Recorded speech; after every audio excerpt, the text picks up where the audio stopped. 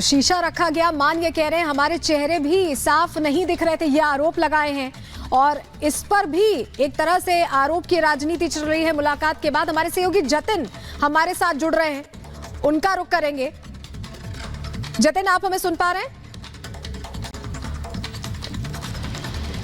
जी बिल्कुल, जी बिल्कुल। बिल्कुल जतिन, जिस तरह से ये मुलाकात हुई है, मुलाकात के दौरान भी वही एक कहा जाए कि एक तरह की चीज रिपीट हुई है कि फिर से आरोप लगे मुलाकात के बाद भी। मौका देखकर राजनीति करने का मौका छोड़ा नहीं जा रहा। आज बिल्कुल, हाँ बिल्कुल। देखिए 20 मिनट ये मुलाकात हुई, लेकिन जब भगवंत मान तिहाड़ जेल से बाहर निकलते हैं तो उनके हाथ में जेल मैनुअल था। वो बाकायदा उस जेल मैनुअल का एक तरीके से क्लॉज पढ़ते हैं और वही आरोप लगा देते हैं कि जब सोनिया गांधी जाती थी तिहाड़ जेल चिदम्बरम से मिलने के लिए तो सुप्रिंटेंडेंट के कमरे में मुलाकात कराई जाती थी। लेकिन आज जब दो सीएम यानी कि भगवंत मान खुद पंजाब के सीएम है, अरविंद केजरीवाल दिल्ली के सीएम है, लेकिन दो सीएम की मुलाकात होती है तो एक शीशे की दीवार के पीछे मुलाकात कराई जाती है। शीशा भी साफ नहीं था, वो चेहरा अरविंद केजरीवाल का अच्छे से देख नहीं पाए। शीशे के दौरान जब दोनों बात कर रहे थे तो फोन के जरिए बात कर रहे थे। तो इस तरीके का व्यवहार क्यों किया जा रहा है जेल प्रशासन से, इस तरीके के आरोप लगाते हुए भी नजर आए। लेकिन भगवंत मान का साफ तौर पर कहना है कि अरविंद केजरीवाल की सेहत ठीक है।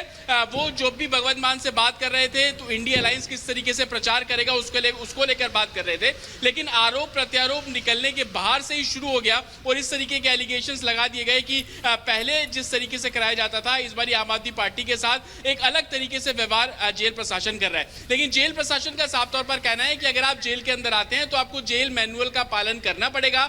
एडीजी स्तर की बैठक जब कराई गई थी भगवंत मान की मीटिंग से पहले, उसमें भी ये तमाम बातें बोल दी गई थी कि किसी भी तरीके बिल्कुल जतिन, जब सारी चीजें तय थी, मुलाकात कैसे होगी, क्या होगा, ये सारी बातें तो भगवंत मान को पता थी, लेकिन अब बाहर निकलकर किस तरह से बताने की कोशिश कर रहे हैं कि मुलाकात अच्छी नहीं रही है। बहुत बहुत धन्यवाद जतिन तमाम जानकारियां देने के लिए। और चलिए अब बात करते हैं हैदराबाद की।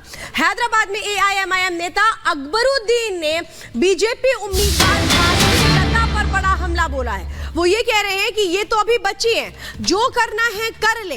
तो अब देखिए कैसे दिलचस्प लड़ाई होती नजर आ रही है। हैदराबाद में माधवी लता को लेकर के अकबरुद्दीन का बयान सामने आया है, जिसे आना है आए, आप बच्ची हैं, कुछ नहीं कर सकती है। इस बार मुकाबला जनता और बीजेपी के बीच है। तो माधवी लता जिस तरह से कैंपेनिंग कर रही हैं, अल्पसंख्यकों के बीच जा रही हैं, ये क्या ओवैसी और अकबरुद्दीन को अच्छा नहीं लग रहा है जो इस तरीके से बयान अब दिए जा रहे हैं? ये कहा जा रहा है कि जिसे आना है आए, आप बच्ची हैं, कुछ नहीं कर सकती हैं। सुनिए क्या कहा।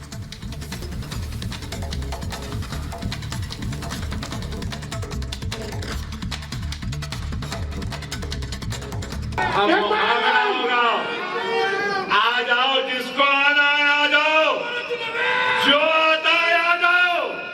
बीजेपी भी आ जाए, कोई बात नहीं।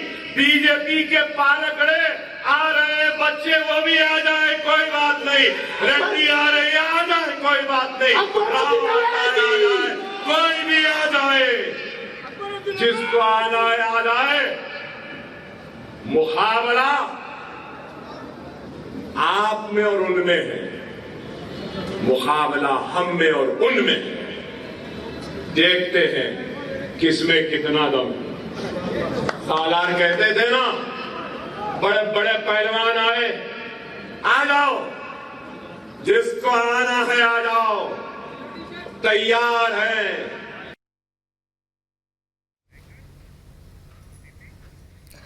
तो 4 दशक से हैदराबाद की राजनीति और सीट पर कब्जा जमाए ओवैसी परिवार के लिए इस बार मुसीबत खड़ी हो गई, क्योंकि बीजेपी ने एआईएमआईएम चीफ असदुद्दीन ओवैसी के खिलाफ माधवी लता को मैदान में उतार दिया है, जो हर मोर्चे पर असदुद्दीन ओवैसी को घेर रही है। स्पेशल रिपोर्ट इससे जुड़ी आपको दिखाते हैं।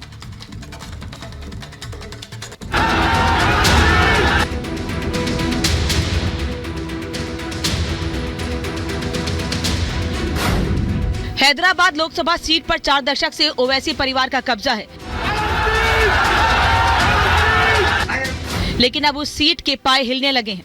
दावा किया जा रहा है कि अपनी सियासी विरासत बचाने के लिए असदुद्दीन ओवैसी घबराए हुए हैं, क्योंकि बीजेपी ने हैदराबाद के फायर ब्रांड लेडी माधवी लता को मैदान में उतार दिया है, जिन्होंने हैदराबाद की गली और मोहल्लों में ऐसा तहलका मचा रखा है कि एआईएमआईएम चीफ का गला सूख रहा है। हैदराबाद से बीजेपी उम्मीदवार माधवी लता एआईएमआईएम अध्यक्ष असदुद्दीन ओवैसी को हर मोर्चे पर घेरती दिखाई दे रही हैं। उन्होंने आरोप लगाया कि ओवैसी ने हैदराबाद के पसमानदा मुसलमानों को गुमराह कर बेशुमार संपत्ति बनाई है। असदुद्दीन जी पहले किराए घर में थे। असदुद्दीन जी कहाँ पे थे? पहले किराए घर में थे। किराए घर से जो निकले असदुद्दीन जी, पसमंदा मुसलमान के मसीहा बनने का वादा करते हुए वो कहाँ चल पड़े? 7 एकड़ का इतना बड़ा मंजिल का ओनर हो गए, अंबानी जी हो गए मुसलमानों का। और पसमंदा रह गया, गरीब मुसलमान गरीब रह गया। ऑटो चलाने वाला ऑटो चलाते रह गया, या कभी कभी ऑटो भी बेच लिया। रिक्शा चलाने वाला रिक्शा चला रहा है। लेकिन असदुद्दीन जी क्या हुए? एक किराए के घर से आकर 7 एकड़ का मंजिल का ओनर हो गया, जमींदार हो गया। आज माधवीलता ने दावा किया है कि उन्होंने हैदराबाद में धर्म जाति से ऊपर उठकर लोगों की मदद की। यही वजह है कि उन्हें वहां लोगों का जमकर समर्थन मिल रहा है। यही नहीं, उन्होंने आरोप लगाया कि AIMIM चीफ ने हैदराबाद के लोगों को एक दूसरे के खिलाफ भड़काकर खाई खोदने का काम किया।